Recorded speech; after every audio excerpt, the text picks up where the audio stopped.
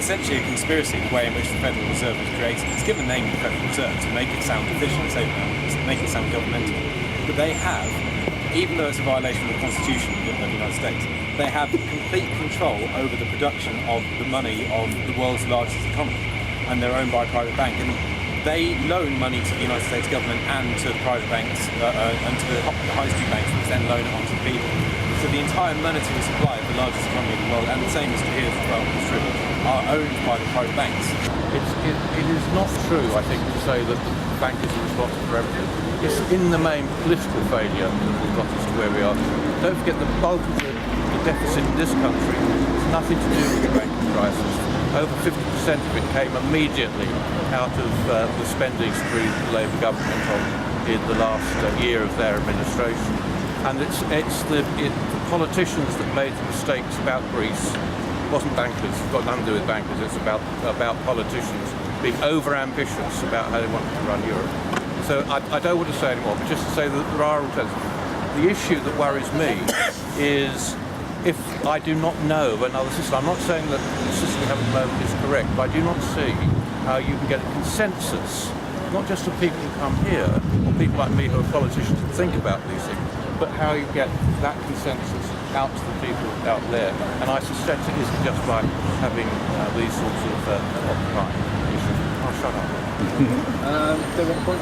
Yeah, just to ask the question really, in terms of representation, I mean, are you intending to represent the ratepayer or the banks? Are you intending to represent in your argument the ratepayer or the banks? I'm quite clearly, I'm there for my residents. The banks are not anywhere in my radar. I see them as a tool, not as a... It's just interesting you should defend them. It's just interesting that you should defend them. Well, because I think people, you have to be careful who you vilify. I'm actually saying it's my lot, the politicians, who've made the big mistakes. And including, of course, the way that they regulated the banks. And that was a political error as well. Have a direct point, James? I'm not sure if that's completely true, because although the politicians have a large part in it, I mean, they are pushed to vote for publicly acceptable things.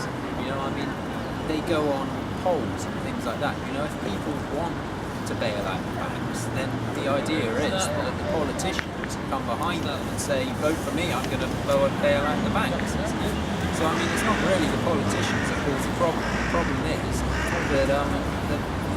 that people have been pushed by the media to say, let's bail out the banks, because there's conservatives in power who pay the media through Murdoch to tell everybody to bail out the banks. I'm not arguing there isn't a degree of circularity in that. But what I say is, what's the alternative? I mean, that's the real thing. Yeah, well, that's the thing we have to work out. Sorry, we had a point. I was looking on the internet yesterday